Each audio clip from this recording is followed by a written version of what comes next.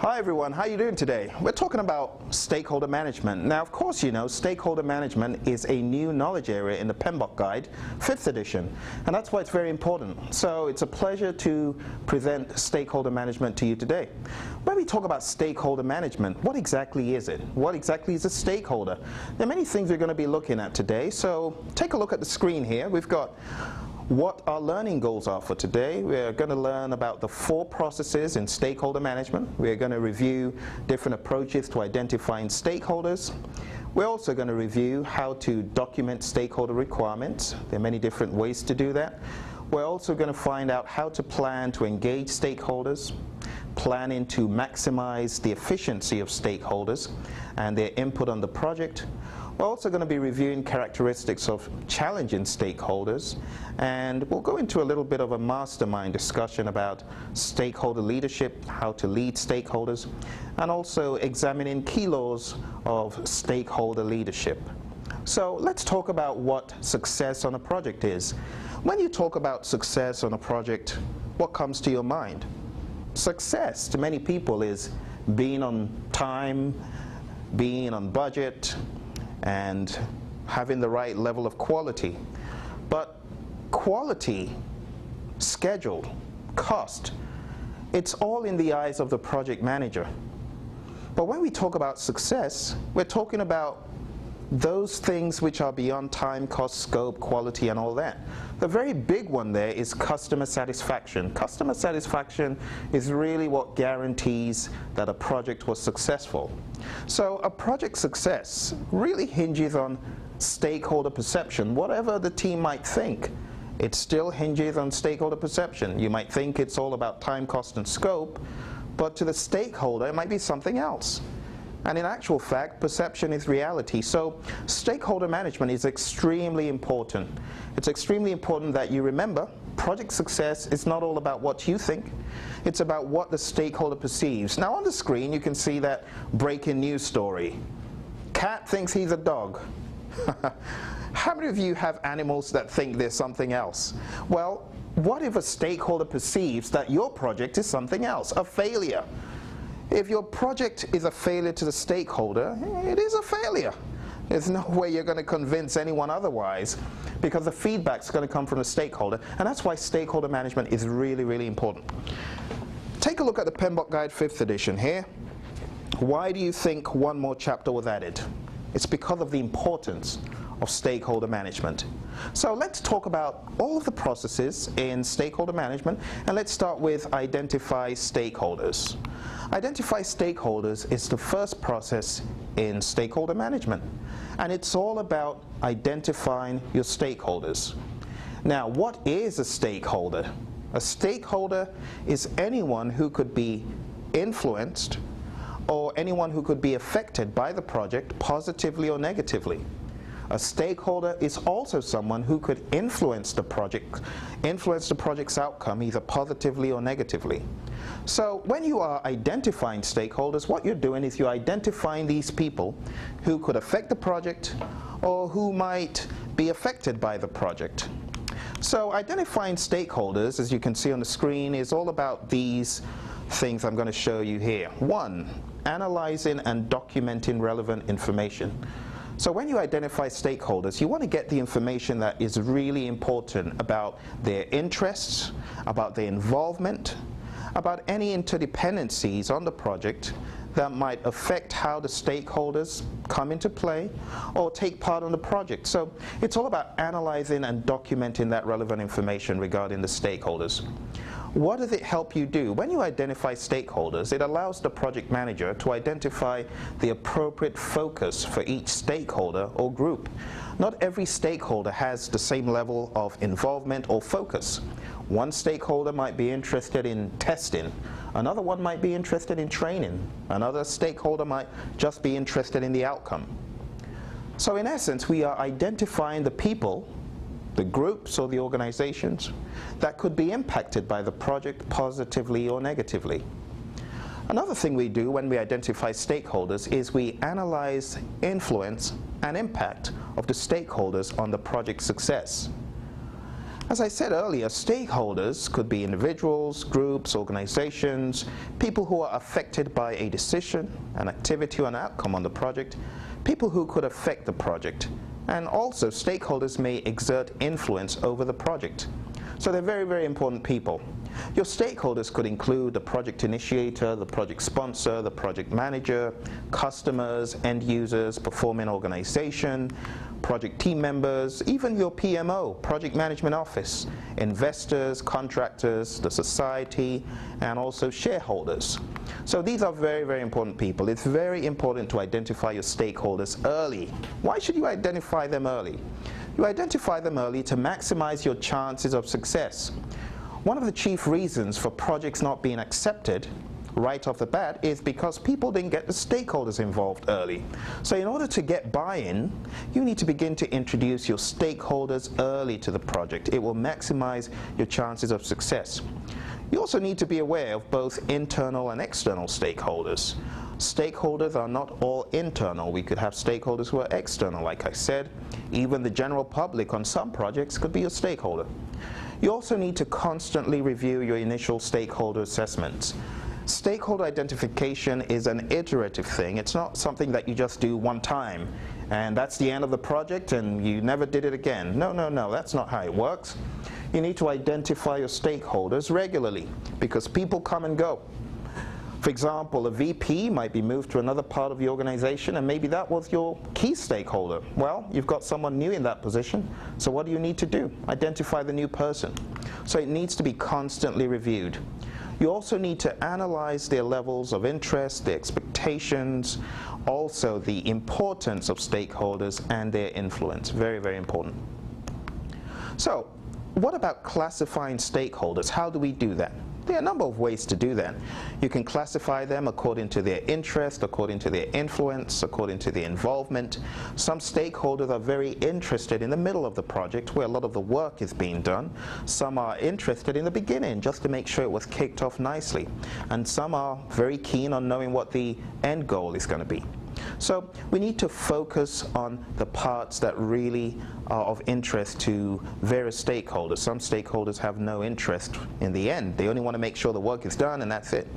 So we need to focus also on relationships necessary to ensure project success. Stakeholder identification is done for a number of reasons, but the chief of the reasons is to ensure people get what they need from the project. It could be information, it could be the final outcome, but we really want to make sure that they get what is needed on the project.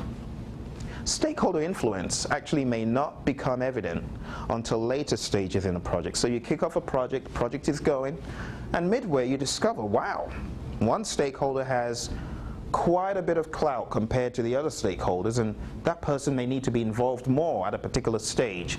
So all throughout, you're always asking yourself, what do I need to do better regarding my stakeholder identification? Are there any people I missed?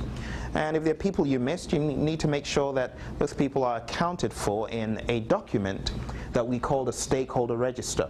The Stakeholder Register is where you keep your list of stakeholders and all the other information regarding the stakeholders. So now it's time for some fun stuff. I don't know how much you've gone through the PMBOK Guide, 5th edition. It's a lovely book right here. Extremely weighty book. But if you go to chapter 13, where we've got stakeholder management, you'll find a table on page 392. Go to page 392 and take a look at that high-level overview of the different processes and ITTOs of stakeholder management. So right now we're really looking at the section 13.1 on page 392 under figure 13-1. We're looking at identify stakeholders. So you can take a look on the screen as well. What you see is the inputs to identify stakeholders, the tools and techniques for identify stakeholders, and the outputs for identify stakeholders. So let's go through these quite quick here. The first one is the project charter. And the project charter is a document that authorizes the project manager to apply resources to projects. The next one is procurement documents. Procurement documents are also used to identify stakeholders. Because when we talk about procurement documents, we're talking about things like the RFP, the RFQ, the RFI, stuff like that. That could also indicate who our stakeholders are. We also have enterprise environmental factors, which I hope you know by now what those are. Those are factors internal and external to the company that could affect the project in one way or another. We also have organizational process assets, and these are tangible assets that are used on the project in one way or another. For example, templates and tools, the organization's knowledge base and processes, procedures, policies, things like that would fall into that category. Going into our tools and techniques, we've got stakeholder analysis, which is a way that we analyze stakeholders. Expert judgment, used to identify stakeholders.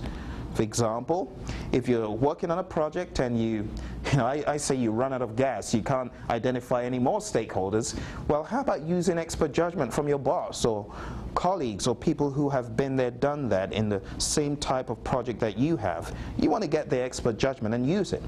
One of the things project managers make a mistake in is dying alone.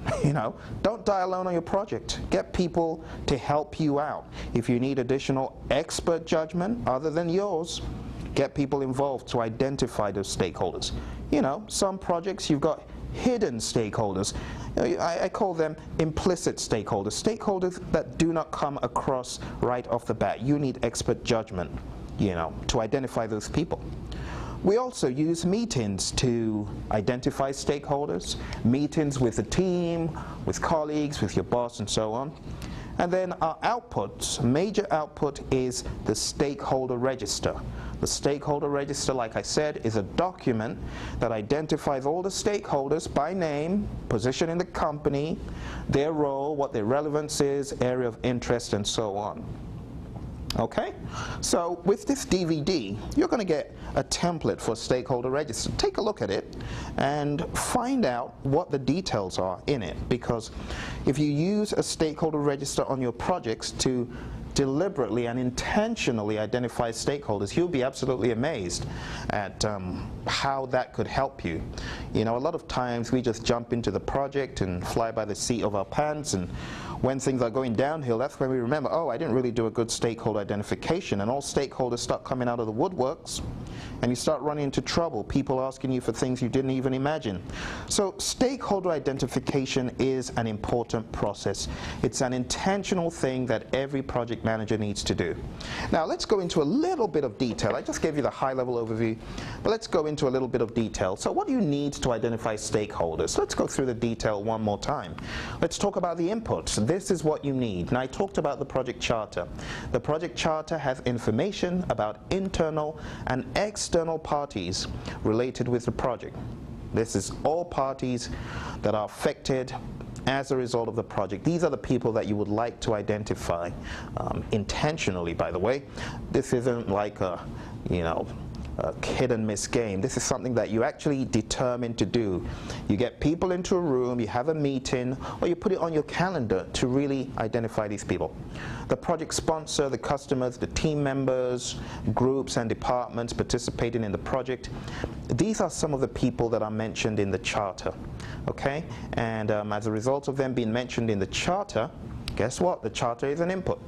Many projects, they start off without a project charter, and that's not really good, because your charter is going to be your first port of call when you're trying to identify stakeholders. It's going to mention your sponsor, that's for sure. It's going to mention a few other key people on the project.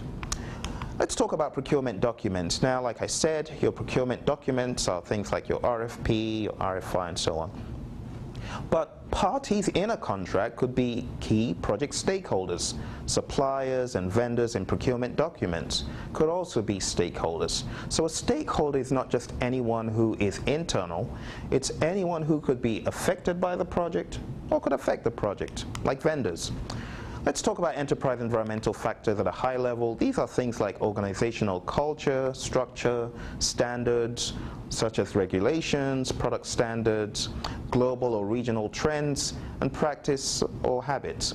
So If you don't remember what enterprise environmental factors are, you might want to go back to Chapter 2, take a look, and understand. And the same goes for organizational process assets. We're talking about stakeholder register templates, lessons learned from previous projects or phases. You know, you can break down your organizational process assets into two big categories. Now, I'd like you to follow me here. I'm going to go to Chapter 2, just to remind you, because a lot of people, they tend to forget these OPAs, organizational process assets. It's not very good. These are things you need to remember. So I'm going to call out 2 pages for you where you should take a look at this information in Chapter 2. So let's talk about organizational process assets. This is on page 27, PMBOK Guide 5th edition 2.1.4. Take a look there. Organizational process assets. You can break them into 2, processes and procedures. And under processes and procedures, we've got the organizations, processes, and procedures for conducting project work. And then the other part is corporate knowledge base, 2.1.4.2. Please read that. You know, what this is really going to do for you is it's going to save you a lot of time in the long run. Once you know what OPAs are, that's it. You never have to go back and read it again and again. Once you know what it is, that's it. All right? And then for enterprise environmental factors, take a look at page 29. We're talking about things like organizational culture, structure, governance, geographic distribution of facilities, the whole list on page 29. Okay? So those are your EEFs and OPAs. You'll find them to be a recurring theme in the PMBOK. So moving on here, let's talk about which tools and techniques are needed to identify stakeholders. So now we're going to talk about the tools and techniques. So the first one here is stakeholder analysis, but this is a really wide subject. In fact, to really understand it, I would advise you, once again, open up your PMBOK and go to Chapter 13, and you want to be looking at page 395, 96, and 97. All right, so I'm going to read here for you. It says, stakeholder analysis is a technique of systematically gathering and analyzing quantitative and qualitative information to determine whose interests should be taken into account throughout the project. And when you really think about it, you are trying to identify which people are stakeholders on the project, but beyond that, you're also trying to analyze what are their levels of interest, what are their levels of power, all right? So take a look on the screen. We're trying to identify interests, expectations, and influence of the stakeholders and relate them to the purpose of the project. We're trying to identify relationships that we can leverage to build coalitions and partnerships. So some particular stakeholders, you could really use that relationship with those stakeholders who have bought into the project for the good of the project. You know, talking about senior executives or talking about people who are more like champions on the project. You can actually leverage that to your own advantage. Also, we're trying to identify stakeholder relationships that need to be influenced at different stages of the project. You know, as you go through the project, some stakeholder relationships need to be influenced depending on where we are on the project. And like I said, we're trying to systematically gather and analyze information. Now, if you turn the page over and go to page 397, page 397 shows you really what we're trying to accomplish here. Page 397 has got the figure 13-4 example of the power interest grid, and that's really where we're ultimately going.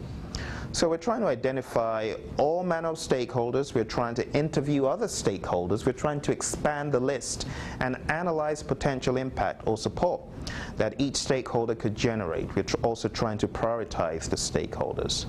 Another thing is we're trying to ensure the efficient use of effort to manage the expectations. We're trying to assess how key stakeholders are likely to react in various situations. You know, different stakeholders have different levels of tolerance for risk, for example, different levels of tolerance for ambiguity. You know, different stakeholders have their different wants and needs. So we're trying to find all that, but we need to analyze it. And ultimately, like I said, the power interest grid or power influence grid is what's going to help us do that.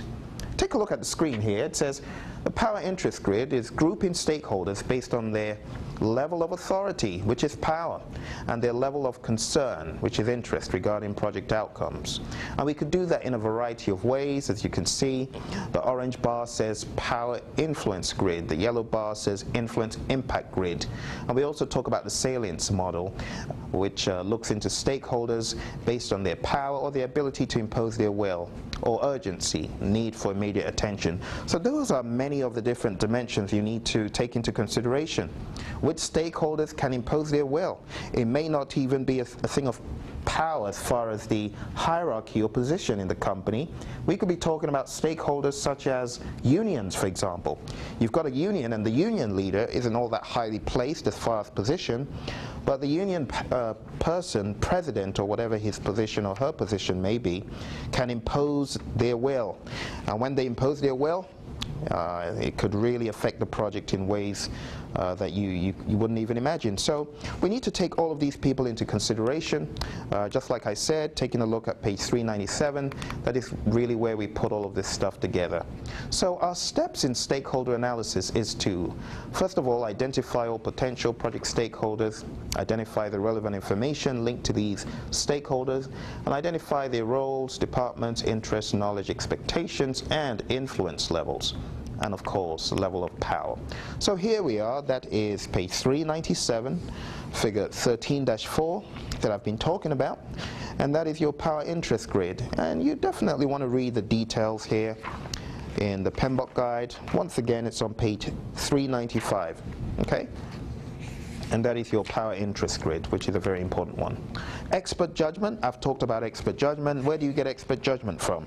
Senior management, other units within the organization, and this senior executive that we go to meet with might be able to give us additional information or insights as to stakeholders to include.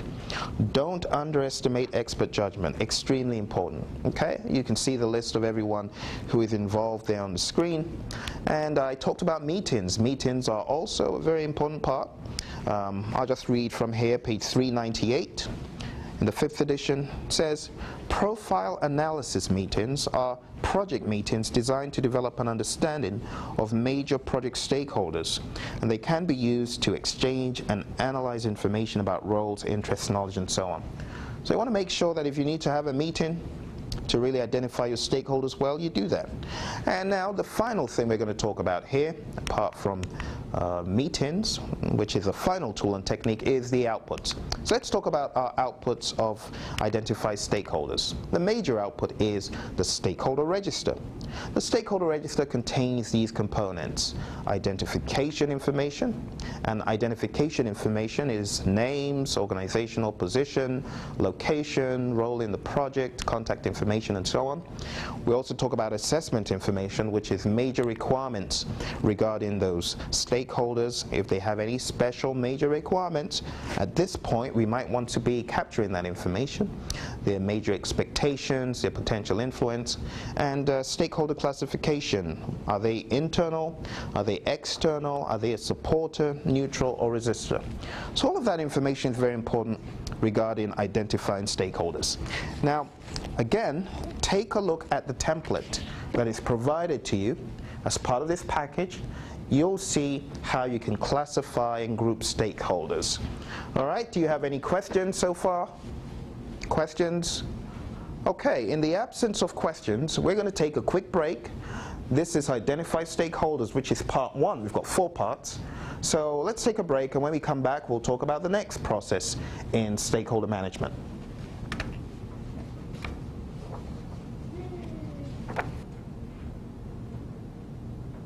So let's have a quick recap regarding the Stakeholder Register.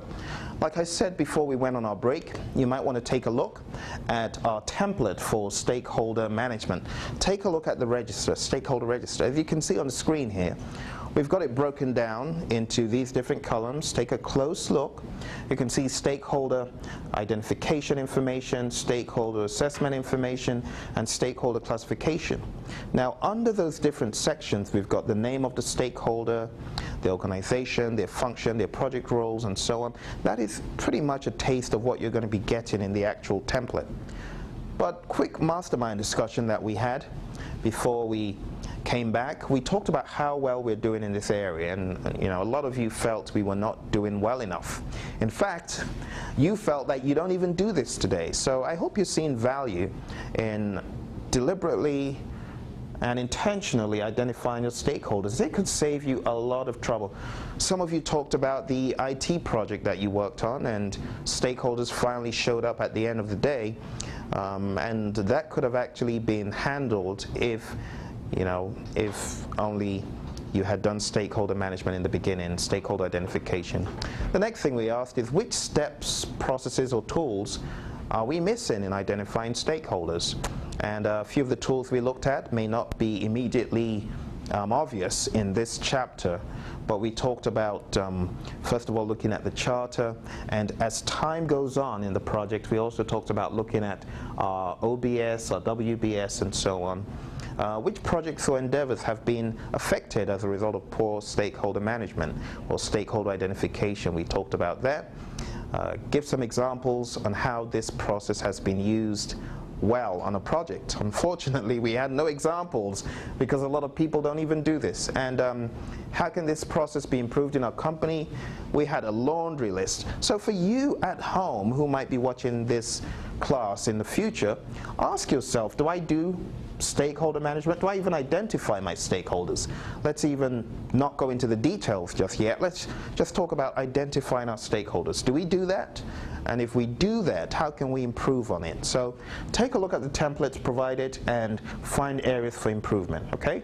The next thing we're going to do is talk about our next process, which is planned stakeholder management, when we come back.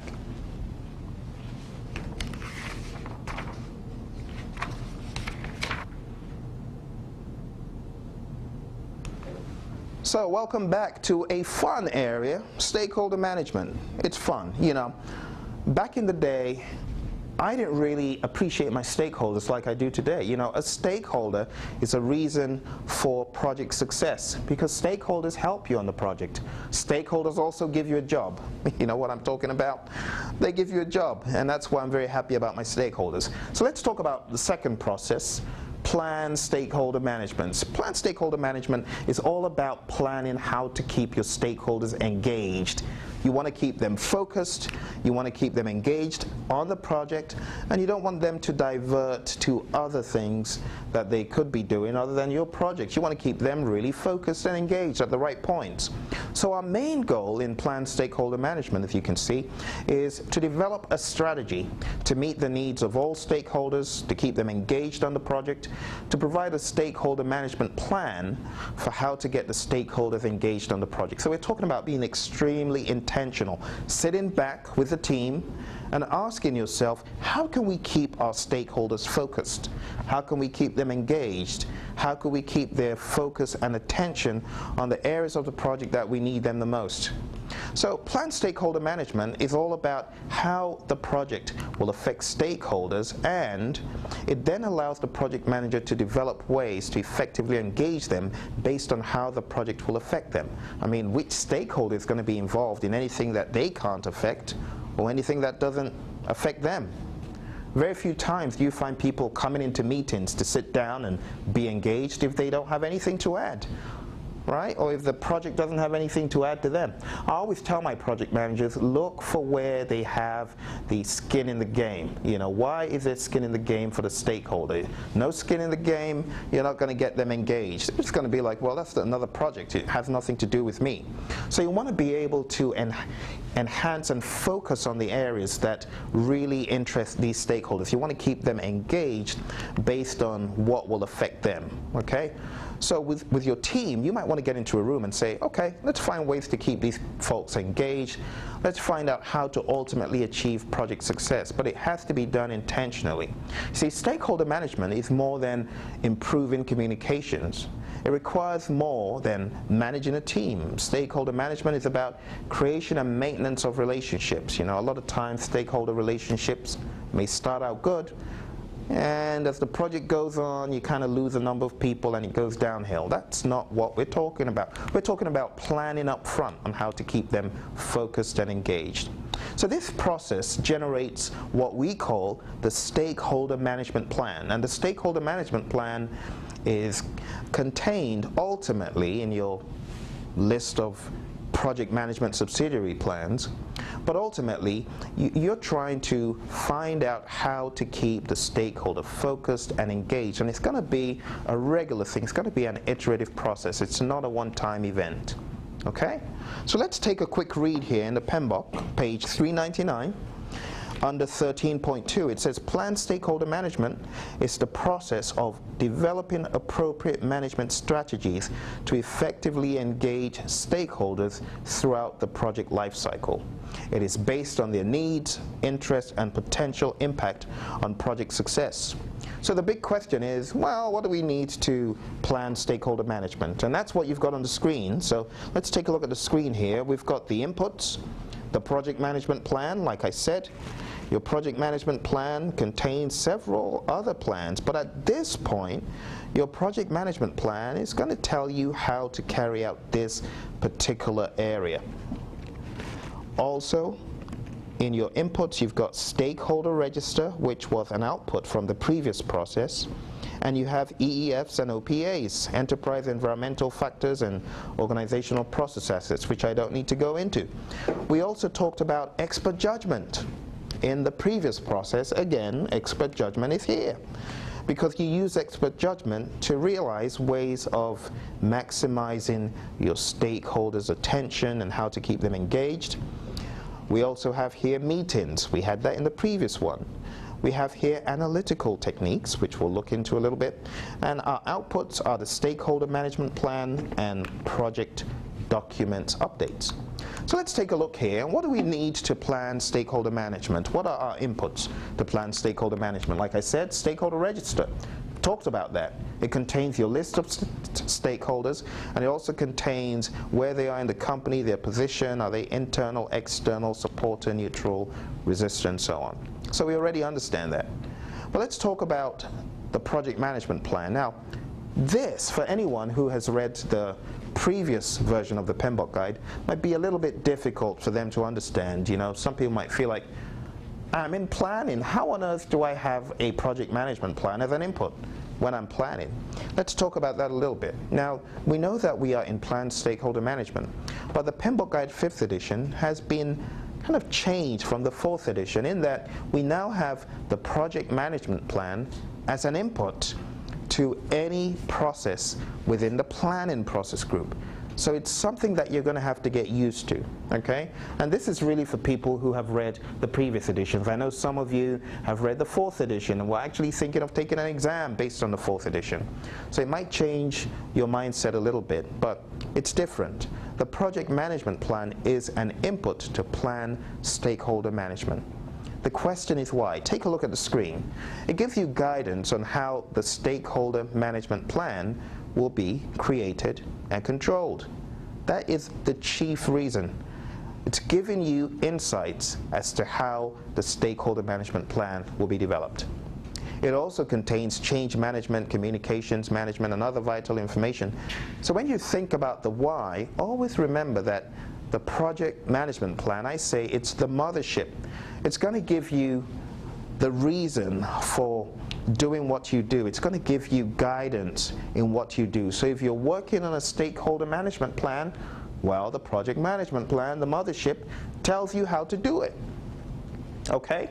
Ultimately, your stakeholder management plan will become part of the project management plan. Okay? But for now, we're using the initial project management plan to guide us on how to do this, and that's why it's an input. Okay? You might want to read the PMBOK as well. Let me just show you where that is so that you've got some clarity there. It's on page 400 and under 13.2.1.1 it says, described in section 4.2.3.1, the information used for development of the stakeholder management plan includes, but is not limited to, life cycle selected, description of how work will be executed, so on and so forth. But ultimately, the chief reason, which may not be as explicit there, is it gives you guidance on how to do what you're doing. Okay? Organizational process assets is another input, and we've talked about that. We've talked about EEFs as well. So quick recap here. We talked about our project management plan, and we talked about organizational process assets. And enterprise environmental factors, like I said, we talked about previously. It's also an input to plan stakeholder management, okay? But we're going to skip that. You already know that. So let's talk about our tools and techniques. Again, our tools and techniques, like I said earlier, this is on figure 13-5 on page 399. Our tools and techniques for this are: 1, expert judgment. Expert judgment refers to, as you can see on the screen, expertise from senior level executives, people in the company, senior stakeholders, and so on. The reason why we need this expert judgment is they're going to help us decide upon the level of engagement required at each stage from each stakeholder. Now, a junior PM may not be able to do this, but senior PMs, people who've been in the organization for a while, it might be easier for those kinds of PMs to do this. But at the beginning of the project, it might be necessary for senior stakeholders to be highly engaged, in order to clear away any obstacles, and as time goes on, they are not as engaged anymore. But part of the engagement that we can get from these senior executives, senior stakeholders, is to be able to identify ways to keep other stakeholders engaged. All right?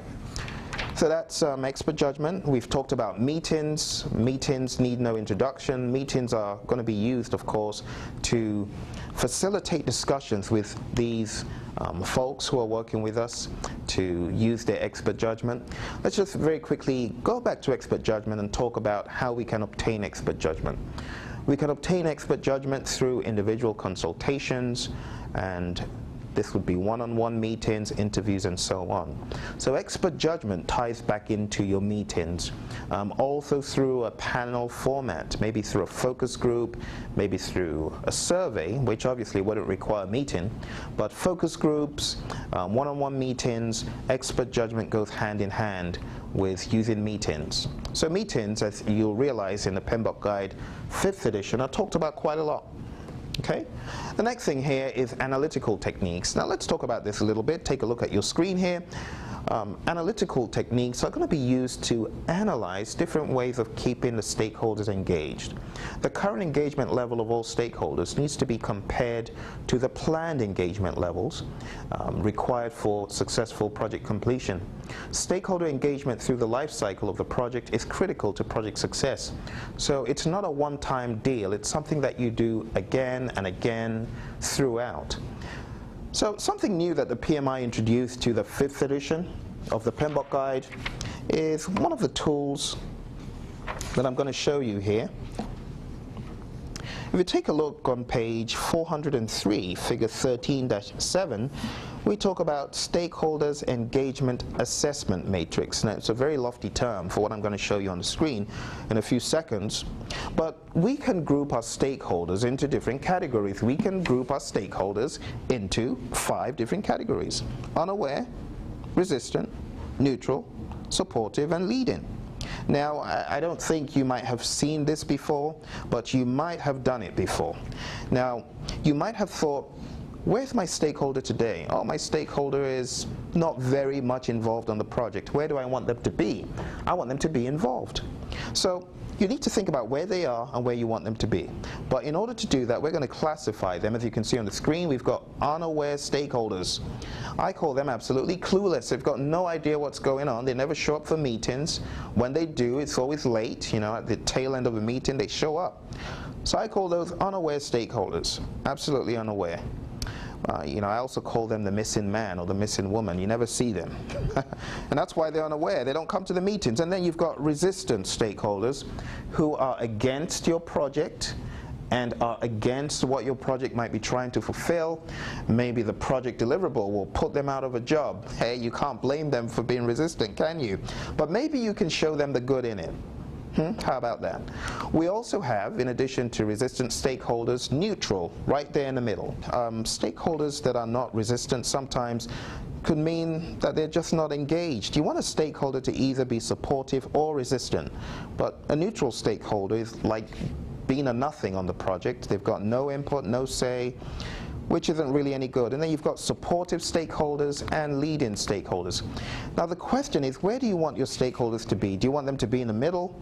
Do you want them to be resistant? Hopefully not. Hopefully not all the way.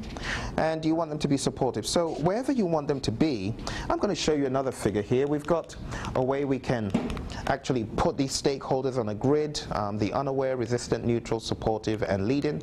So we can actually put them on a grid like I'm showing you here. Take a look.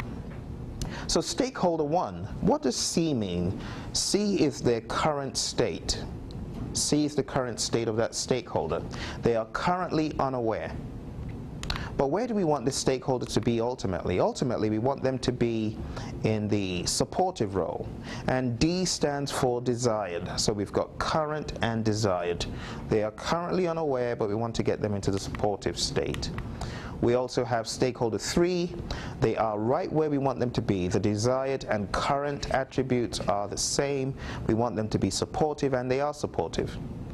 Stakeholder 2 is currently neutral, but we want them to ultimately be supportive. So, you know, stakeholder engagement assessment matrix might sound a little bit scary, but it's just a basic matrix, such as the one you see on the screen. Here's an even simpler view. You know, we don't want them to be resistant, or we want to move them from being resistant, like stakeholder 1, into being supportive. Okay, do you have any questions on that?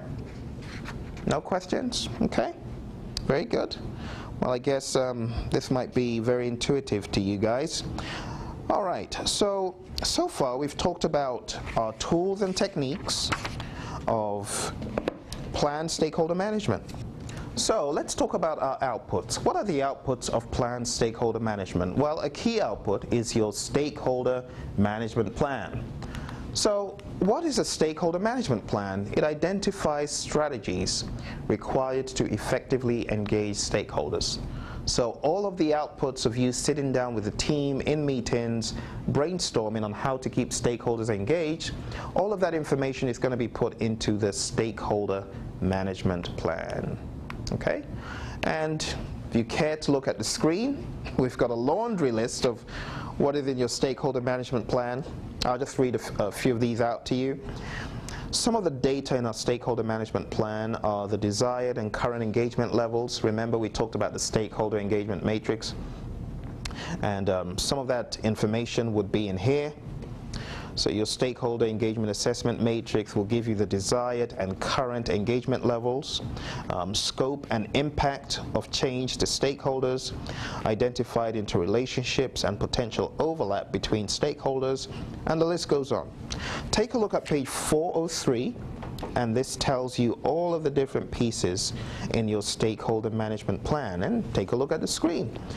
But like I said, don't lose track of your major goal. Your major objective and focus is to come out with strategies before the project gets fully underway on how to keep these folks engaged.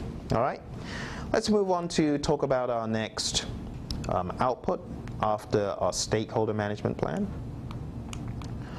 Here's an example of your stakeholder management plan, by the way. Take a quick look at the screen and take a look at the templates that we've provided, but it really contains strategies for getting support and engagement of the stakeholders. Okay? And our next one is project documents updates. Some of the project documents to be updated in this section include, as you can see, the project schedule, stakeholder register. And what are the key factors for project success? When you really think about stakeholder engagement, what are the key factors for success?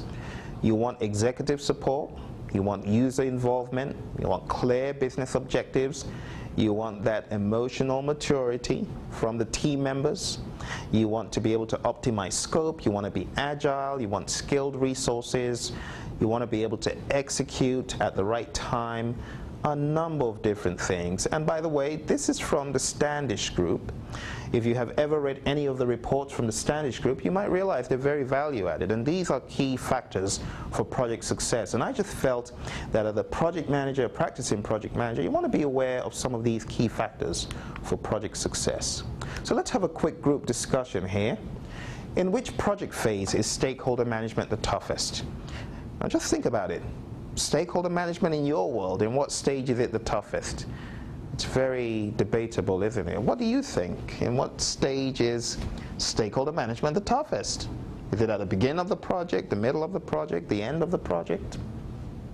Many different schools of thought. So again, it's really a group discussion. Just think about it. Why do you think it is toughest where you think it is? Is it really toughest in a particular area, or is it relative? What challenges have you faced across various process groups or phases in stakeholder management? Some people feel that the beginning is hard to get people engaged, and once they're engaged, it's easy. But it really depends. Okay? Well, that concludes our quick discussion. A quick food for thought, and when we come back, we're going to be talking about our next process. Our next process in stakeholder management is manage stakeholder engagements, the third one out of 4.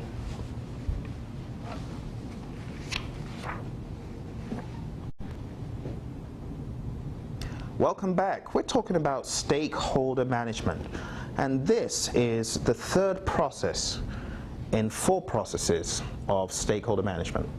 Now, this particular one is very important. In fact, it was so important that it kind of existed before in the 4th edition. And this is called Manage Stakeholder Engagement. In order to manage stakeholder engagement, you need to keep your stakeholders engaged. And you want to manage all the great things you've done from the beginning of the project to wherever you are. You want to sustain it. You don't want it to diminish. So what exactly is manage stakeholder engagement all about? It's all about how to keep them focused and engaged, making sure that you keep them focused and engaged, pretty much executing the plan that you had on how to keep them engaged. Now's the time to execute your plan. So you're really executing your stakeholder management plan. Now, a lot of people ask me, how on earth am I meant to prioritize which stakeholders I handle first? And I've got a few ideas I'll share with you. You know, my first idea is really be intuitive about it. If a stakeholder needs attention and you feel it, address it. That's one. The second one is you might want to use a prioritization approach in which you think about their level of power and their level of interest. So what I say is give it an index from 1 to 10 for the power, an index of 1 to 10 for the interest, and for every stakeholder on the project, as you can see on the screen here, we've kind of broken them down by name, and we've got the level of power, level of interest. Multiply the power rating by the index rating, and then you come out with a power interest score. And as you can see on the screen, we've got various scores, 5, 32, 4, 49, 1, 54. Again, it's more like a qualitative approach to sorting your stakeholders by priority. And that could be one of the ways, you know, on large projects where you've got tons of stakeholders, could be one of the ways you sort them. Or maybe you sort them by power. It really depends on your unique project. But that is one idea for you to take away. I also want to call your attention to other tools that are implicit as far as managing stakeholders, managing the engagement on the project. On the screen, you've got the requirements traceability matrix listed as one of the tools to keep stakeholders engaged. Personally, I see the requirements traceability matrix in allowing transparency in requirements. It enables stakeholders to see what the requirements are and how it maps back to them or their business unit. Also, the WBS, it's another one that you can use with your stakeholders. It shows them the big picture view of the project. Without a WBS, people may not really get the visual high-level view of what is in a project. Also, your project scope statement. It has inclusions, exclusions, constraints, assumptions. It clarifies what exactly the project is about for your stakeholders. The quality management plan gives clarity on standards. The risk management plan gives clarity on your risk management approach. How about the issue log? The issue log is a very important one because it identifies key issues that stakeholders might be interested in. So you might want to be aware of that. The communications management plan is another one. It gives you guidance on how to communicate with your stakeholders. Ground rules, how to behave on the project, do's and don'ts, acceptable behavior, the risk register, the performance reports that you develop each week, and the cost management plan and changelog. All of these things, in my world, I would use them to keep stakeholders engaged, to keep them aware of what the project is about, and to keep them focused, pretty much. on the project. Okay, so be aware of that background information. Remember, this is the final chapter in the PMBOK guide, and we've come a long way in a lot of our studying. We have gone through previous chapters of the PMBOK, but here we're really focusing on stakeholders. So by now, you should be familiar with a lot of the stuff I showed you on this screen. You should be aware of all of these tools here. Hopefully you are aware of those, okay? So manage stakeholder engagement. Let's get into the meat of that. Manage stakeholder engagement is all about stakeholders being involved and engaged. Go to page 404. It says manage stakeholder engagement is the process of communicating and working with stakeholders to meet their needs, to meet their expectations, to address issues as they occur, and to foster appropriate stakeholder engagement in project activities throughout the project lifecycle. It also says here the key benefit is it allows the project manager to increase support and minimize resistance. So that's exactly what you're trying to do. You're trying to manage those issues, you're trying to get stakeholders engaged, and you're trying to increase their support, minimize resistance. Managed stakeholder engagement involves activities such as the ones you see on the screen, engaging stakeholders as appropriate, managing their expectations, addressing key concerns, and clarifying and resolving issues. I actually see some of the expressions on your faces saying, well, Phil, we do that every day.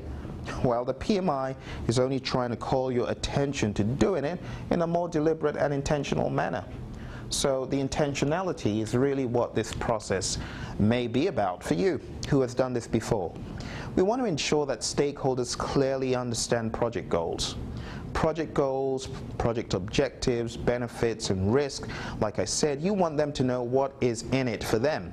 If you are unable to show a stakeholder what is in it for them, you're going to lose their focus, you're going to lose their attention.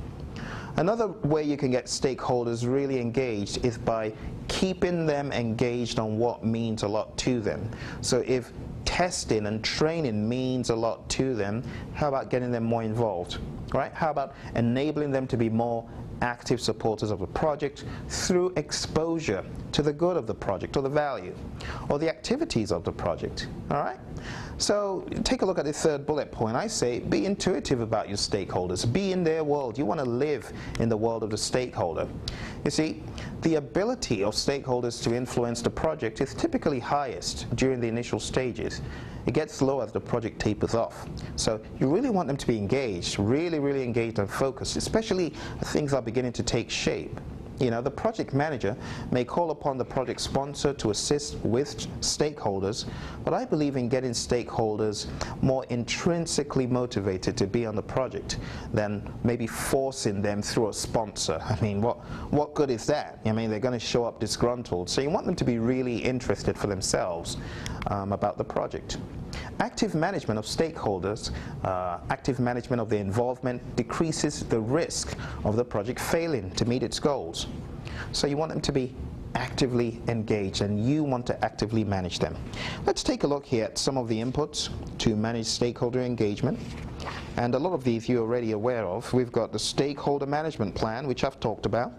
The communications management plan, which is a plan on how to communicate on the project. We also have the Changelog and organizational process assets as inputs.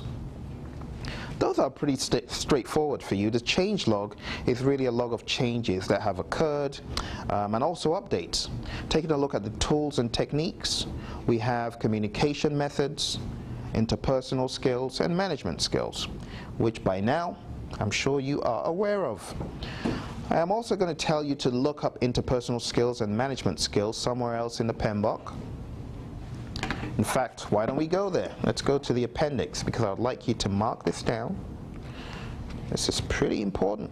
If you go to Appendix X3 in the PMBOK on page 513, you have got interpersonal skills talked about. We talk about things like leadership, team building, motivation, communication, influencing, decision making, political and cultural awareness, negotiation, trust building, conflict management, and coaching. Quite a lot of things to talk about. But these are key things you should be aware of. So I'd like you to read, from page 513 all the way to the end of Appendix X3 on page 519. Read that, understand that, and it might help you on the exam, okay? And in the outputs, we have got the issue log, change requests, project management plan updates, project document updates, and organizational process assets updates. So let's talk about some of these. Like I said, you are already aware of most of the inputs. You are already aware of the stakeholder management plan. The stakeholder management plan gives you guidance on how to manage stakeholder engagement.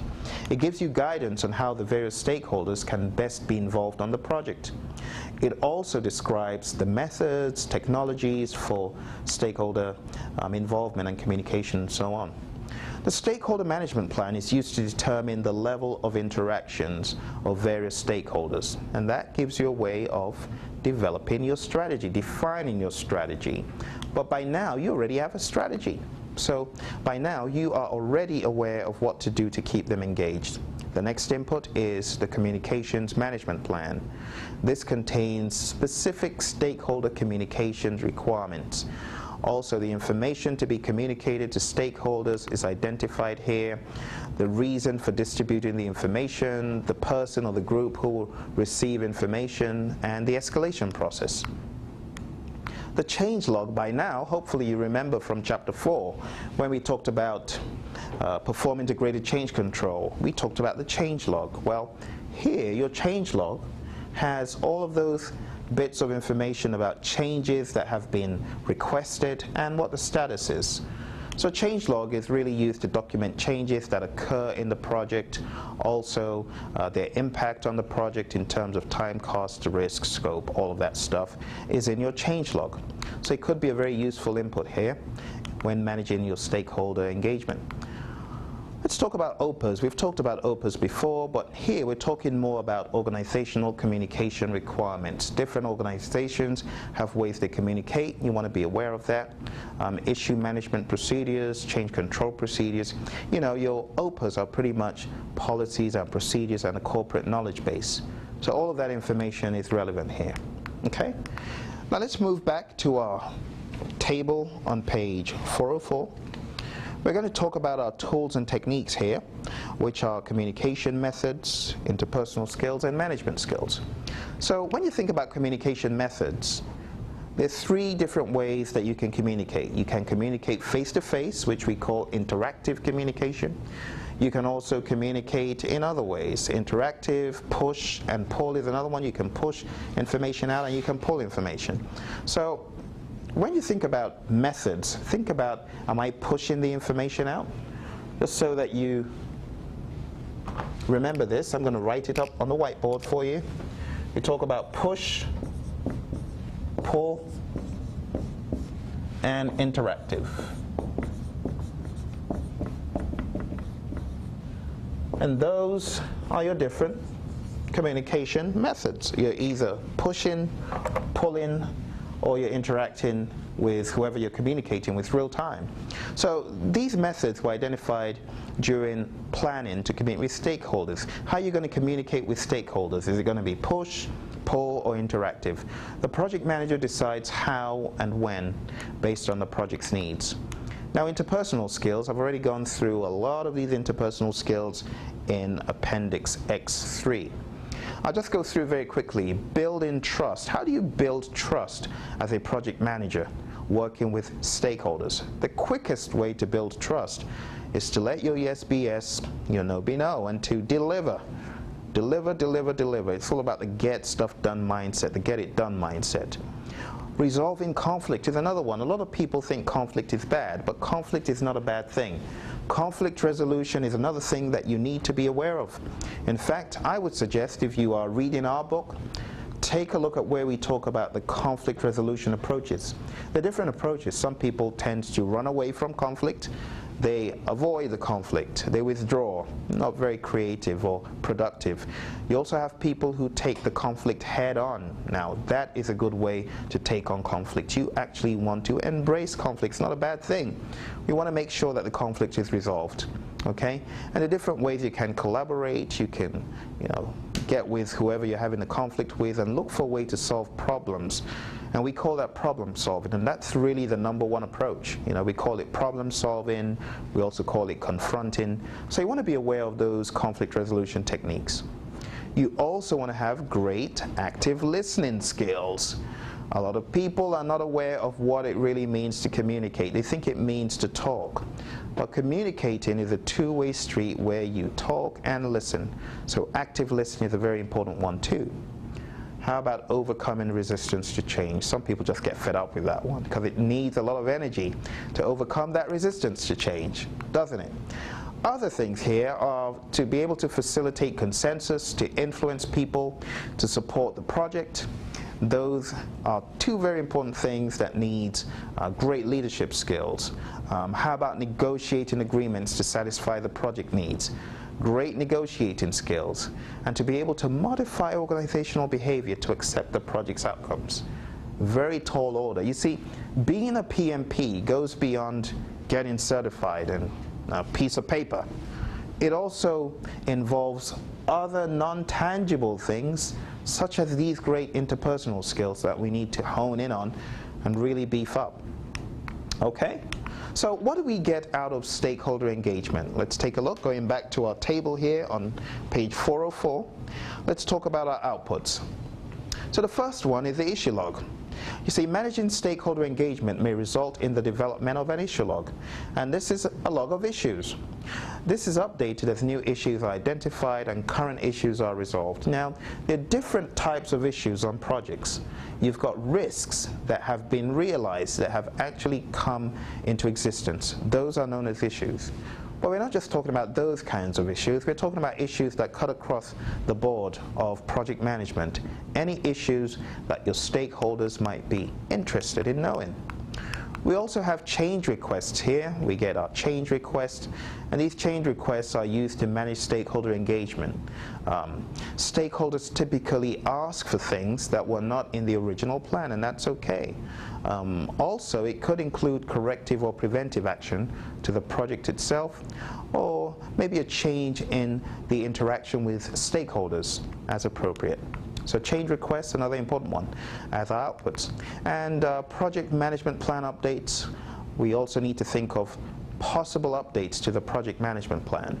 We talk about the stakeholder management plan. Well, we need to update the stakeholder management plan. When do we need to update the stakeholder management plan? When stakeholders come and go, when different requirements are identified. An ineffective communication method could be replaced at this stage. So if communicating with a particular stakeholder, maybe using only push communication, which is sending the information out, or pull communication, them having to pull the information to themselves, maybe that didn't work. Maybe now you think about interactive, so your plan might need to change in that regard. Project documents that could be updated here as an output could include, but are not limited to, the Stakeholder Register, maybe even your issue log and other things. So this is updated as information on stakeholders changes. When new stakeholders are identified, what do? We change the Stakeholder Register. When additional issues are identified, what do? We update our issue log and so on. Okay? We also have organizational process assets updates. And let me just give you a few. These are a little bit important. In fact, I'll call your attention to where it is in the PMBOK. Organizational process assets updates, page 409. We're talking about 13.3.3.5. Very important one. So under this, we've got, as you can see, stakeholder notifications, project reports, project presentations, project records, feedback from stakeholders, and lessons learned documentation. You've got quite a few things that you could have as OPA updates. And all of these, what do we do with our organizational process assets, if you remember? Very good, we archive them. We archive these lessons learned and these assets to use on future projects. Here are a few quick tips to engage stakeholders. One, speak their language. And I'm not talking about physical language. I'm talking about things that mean a lot to stakeholders, things that are of relevance to a particular stakeholder. Add value to stakeholders. There are many creative ways of adding value to stakeholders, managing their expectations, building trust, showing them what is in it for them. If you cannot show your stakeholder the end game and what is in it for the stakeholder, you haven't hit the mark. And also you want to, in a very subtle way, reveal consequences for not complying with what is needed on the project, especially when senior management's involved and say, hey, this is what we want. Stakeholders need to comply in cases such as that, okay? And if not, maybe they need to talk to you about it. Well, let's take a look at common stakeholder issues here. What are some of our common stakeholder issues on projects? Inability to decide on what the requirements are, inability to dedicate time to the project, lack of buy-in on key decisions, delays in decision making, unnecessary conflict and disagreements, arguments among two or more stakeholders, resistance to change, and circumventing processes and procedures. So my question to you for our little mastermind discussion is, how well are you doing this today? We talk about managed stakeholder engagement. How are your stakeholders engaged? Are they very engaged, partially engaged, minimally engaged? If you're not doing a very good job of this, it might be from the root cause. Maybe you didn't identify your stakeholders. Maybe you didn't plan how to keep them engaged. You didn't plan stakeholder management. Which steps, processes, or tools are we missing here? Are there any missing? And if so, which tools are missing? And how can this process be improved on your project and in your company as a whole? Okay? So now we're done with managed stakeholder engagement. We have one more process to talk about. Process number 4 when we come back. It is called control stakeholder engagement. And you know, I call this steering the engagement ship to shore. When we come back, we'll talk about that.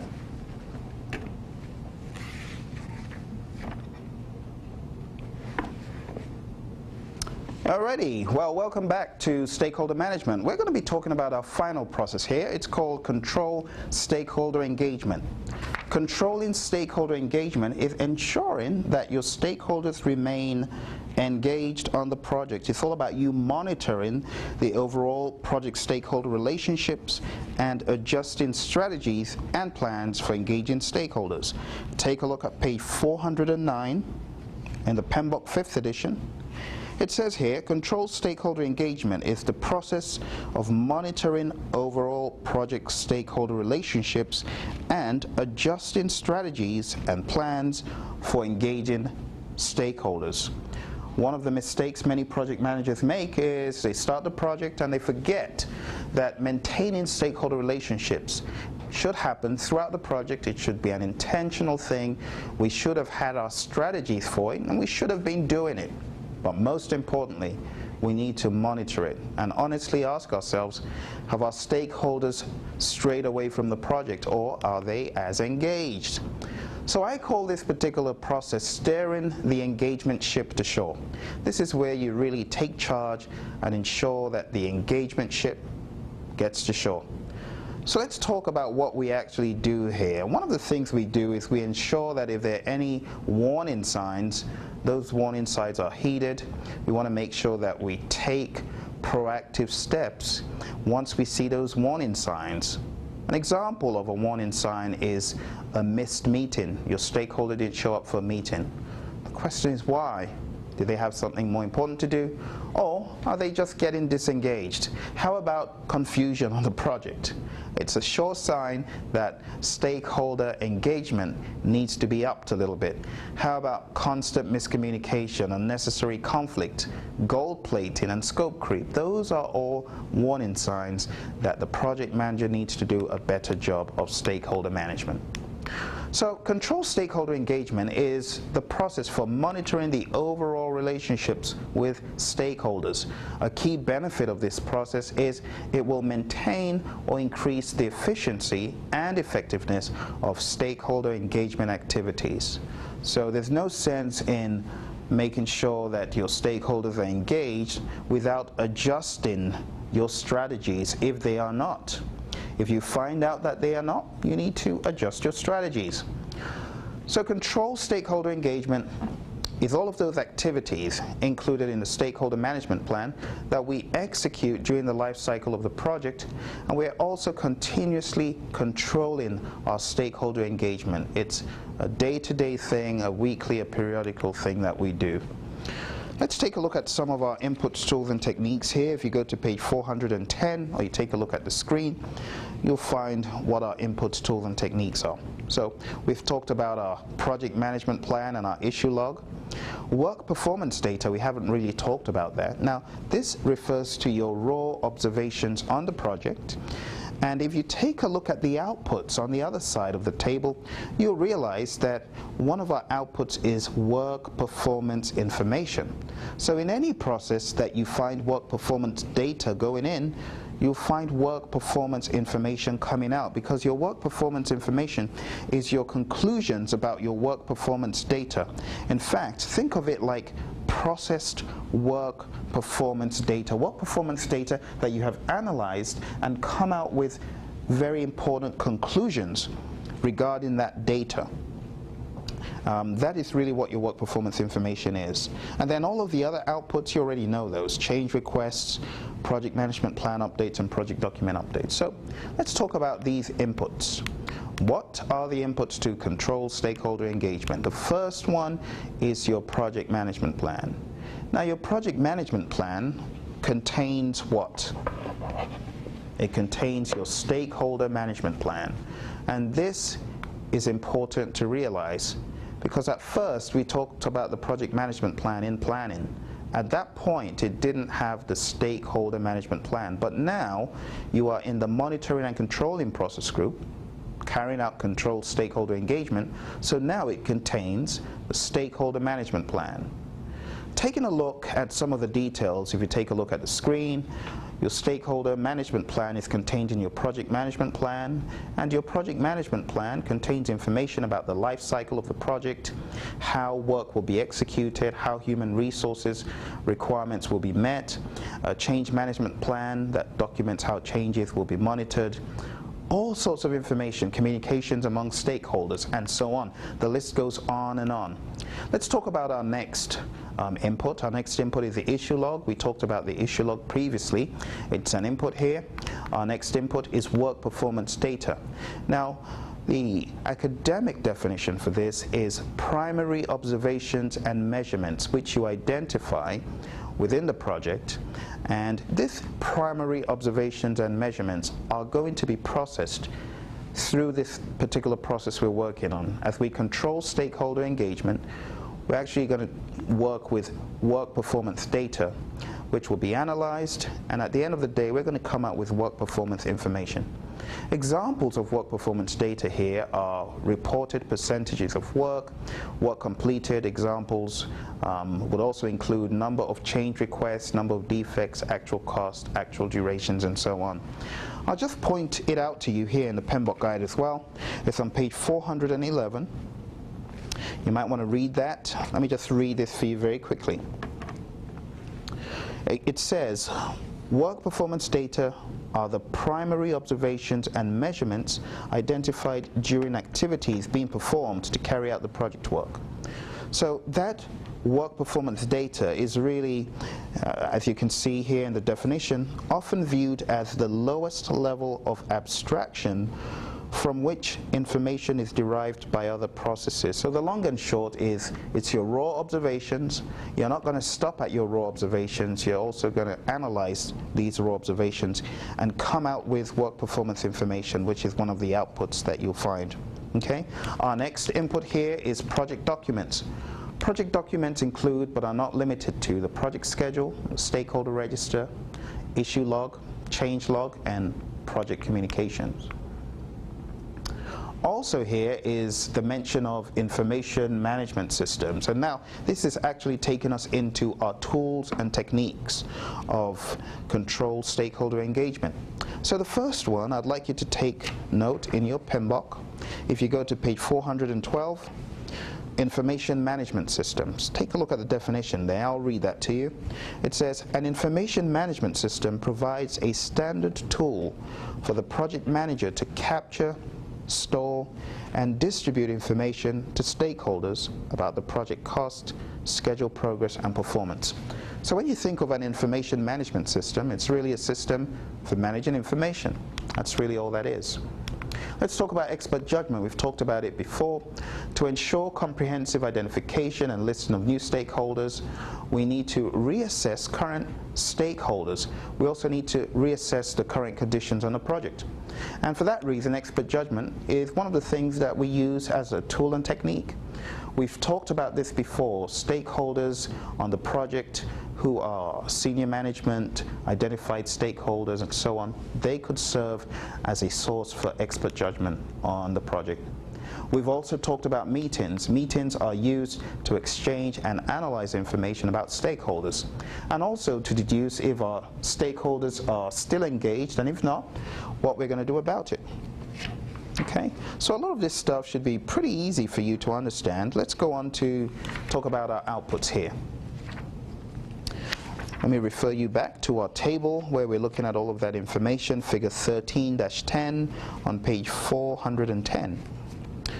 So the first output here is work performance information. I've talked about that quite a lot here today. Work performance information is what you finally get from your work performance data after you have processed it, after you have analyzed it. Let's take a look at the screen here and read very carefully. The work performance information is the performance data collected in various controlling processes which has been analyzed in context and integrated based on relationships across various areas. This work performance data has been transformed into work performance information. So again, where you find work performance data as an input, you're going to get work performance information as an output. Data per se is not used in the decision-making process because the meaning may be at a high level that people don't understand. But ultimately, you're going to take this data, you're going to analyze it, and you're going to make conclusions about it, and that will become your work performance information. Okay? Our next output is change requests. You already know what a change request is, so I'm not going to bore you with that. You know, it could contain recommended corrective action, recommended actions to prevent things from happening on the project. We're talking about preventive actions to reduce the probability of incurring future negative project performance. So in order to prevent that negative performance, you have what we call recommended preventive actions, and this is all part of your change request. Ultimately, your change request should go to the change control board. The change control board is going to review these recommended corrective actions or recommended preventive actions. If they find that these should be carried out on the project, then they are. Although in a perfect world, it's not always the case that we find people at a loss for what to do on the project. People know what to do on their projects, and that's the world of the PMI. We have recommended corrective action, recommended preventive action, but it's not always as straightforward in reality. Perfect world, preventive and corrective actions are always available, but in a not so perfect world, we kind of lead by trial and error. Okay, so that's your change request there, talked about again from a different perspective. And then our other outputs, if you take a look at the screen here, our outputs, we've got project management plan updates, and these are updates to different parts of your project management plan. We also have project documents updates, which is something else that you would have encountered in the PMBOK. And then we also have organizational process assets updates.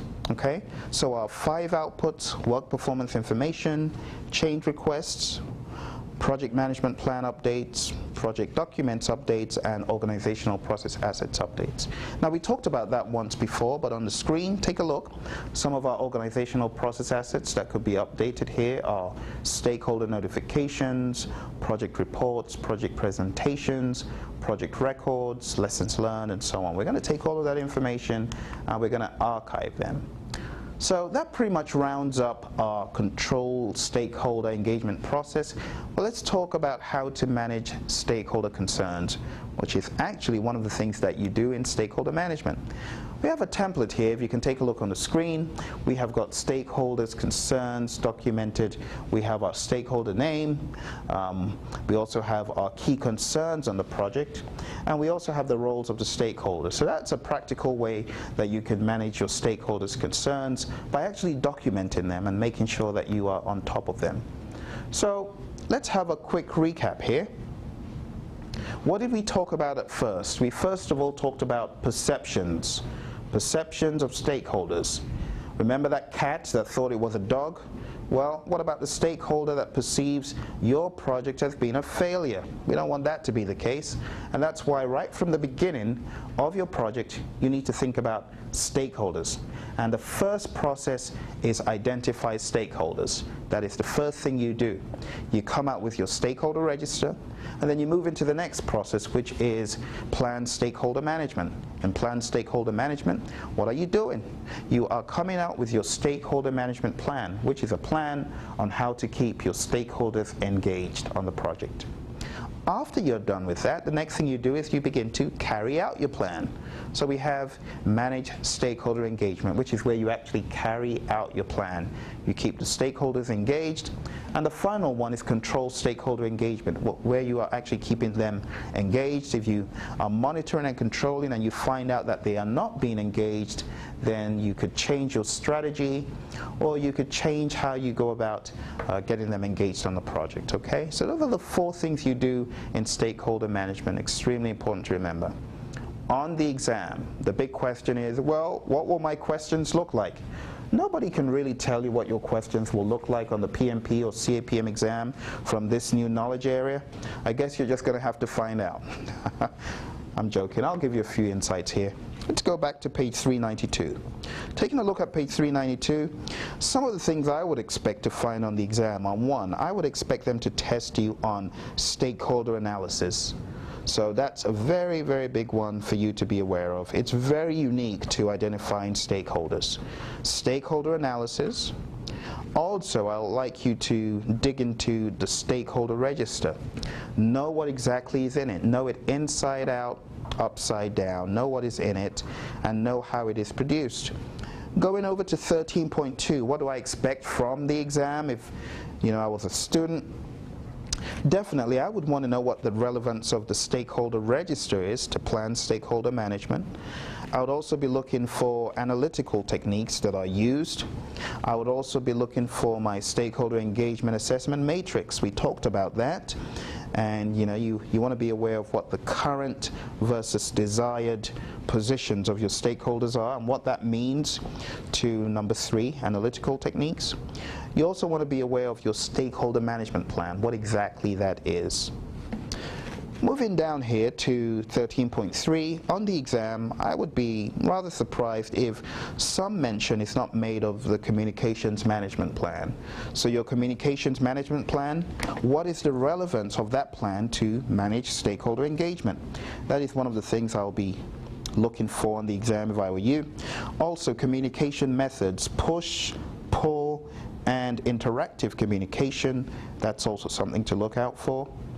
Interpersonal skills, remember Appendix X3 that I asked you to read. Read that. Management skills. Management skills on tools and techniques of managed stakeholder engagement, also important. In fact, let's take a quick trip back to management skills just to emphasize those again. I know we talked about interpersonal skills quite a lot. Let's go back to our management skills. So, management skills on page 408, 13.3.2.3. These are skills such as the skills needed to influence people, negotiate agreements, and modify organizational behavior. Those are big. If I were you, I would highlight those. Could come out on the exam big time. So we've talked about interpersonal skills and management skills. Those are very important. You may also find mention of those in human resource management and communications. Moving down to our outputs of managed stakeholder engagement. What would I expect on the exam? I would expect some mention of the issue log, being aware of how change requests play in to stakeholder management, knowing that change requests are not bad. We get change requests on every project and they just need to be managed properly. How about controlled stakeholder engagement? 13.4, I'm looking at page 392. What would I expect on the exam? Work performance data, and not just in this area, but in a lot of other processes. I would expect them to ask you questions about work performance data. I would also expect mention of the information management systems tool and technique. And going down to the outputs, work performance information, and change requests as usual. I wouldn't really dwell on my organizational process assets updates. I would need to know what they are. Could come out as maybe a short question there. But for the most part, remember, this is the PMBOK Guide 5th edition. The exam that is based on this is going to be probably more focused on stakeholder management than it was in previous versions of the exam. And we're waiting for the PMI to come out with the PMP examination content outline, which will hopefully give us some more insights. But for now, my guess might just be as good as yours. But I hope those insights helped you as far as what could come out on the exam. Okay? So that concludes our study of stakeholder management. Remember, no pain, no gain. So it might be painful to read it, but you have to. Okay, I hope you had fun. See you in another session. Take care.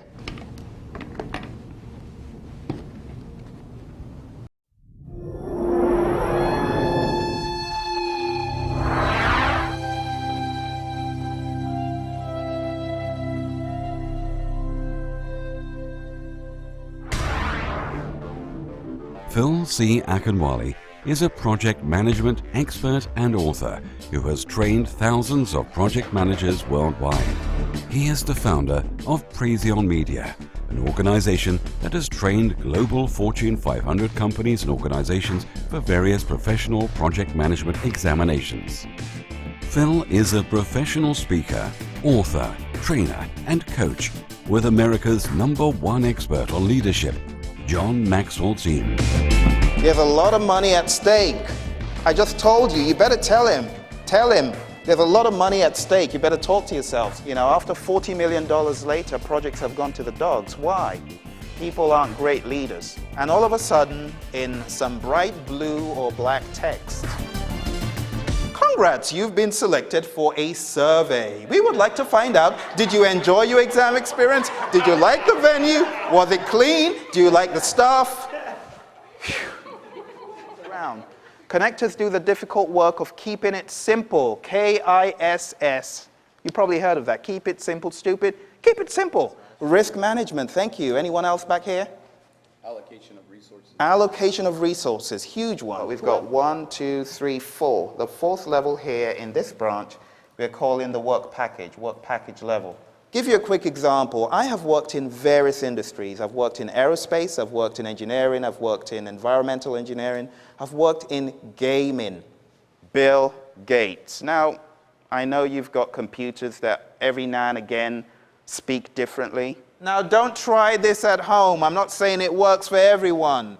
But for me, in my paranoid state, it worked for me. If you're making a presentation to senior management, make it brief. They hate long-winded presentations. But then, all of a sudden, the paranoid conspiracy theorist, gremlin inside my head, began saying, Phil, now, you don't want to do this. But real leadership is making people do what they never even imagined they could ever do. So in my paranoid nature, I begin to say, was the venue good? Yes. Were you happy? Yes. Yes, yes, yes, yes, yes, yes. Yes, already. At the end of the day, he was left with 14 world-class businesses. World-class. Either number 1 or number 2. What did that do to GE? I promise, if I come out alive, I promise to tell every single person in the world about the PMP exam. He arrests him. And Jorge's like, speaking in Spanish very rapidly because he can't really speak English. And all of a sudden, the little boy comes up and the little boy says, hey, I can be your translator. Is it Boeing? Yeah, come on, tell me. Say that again? Quality check. Quality check, quality assurance, quality control. Very good. And as Zig Ziglar says, it's your attitude not your aptitude that determines your altitude. It's all about your attitude. Jorge Rodriguez is a brave man. He says he's ready to die now. So at the end of the day, poor Jorge couldn't connect, just couldn't connect. So earned value management, this is the underlying philosophy of earned value management. Let me show you very, very easily. Close your notes. We're going to try and push ourselves to the limit here. So Luke, come out and help us start with task A. What would the early start be? Your early start is going to be 0. Thank you. The arrow diagramming method, the actual activity is the arrow. This is the activity. Management is interested in how much work did you actually accomplish, which is this. This is what you actually accomplished. This is what you said you would accomplish. What's his name, do you know? Good. What's her name? Me. Okay. Is there anyone before I get a victim? What's her name? Oh, you got me. How many of us got 2? Good. How many of us got at least 1? Thank God. Okay. I promise I will tell everyone everything. I'll stop swearing and cussing the PMI out. Race young guys, come out. Just all come out. I want you to drive this thing to the end. Drive it to the end. So get your mindset aligned. Come prepared tomorrow. We're going to push through. We're going to start learning the meat of the PMBOK guide. Thank you so much for your attention. It's about that time we have to close. Thank you so much. I appreciate you. Praizion Media offers real-world project management training, PMP exam training, CAPM training, leadership training, Microsoft project and communications training in Arizona, California, New York, Washington, D.C., Virginia, London, UK, Canada, and indeed the world. Look for the Project Management Mid-Level to C-Level book at Praizion.com, as well as other audiobooks by Phil C. Akinwale, including 7 Reasons Why Projects Fail, The No Good Leader, Project VBX11, The Time Machine Project, and Project Management Essentials.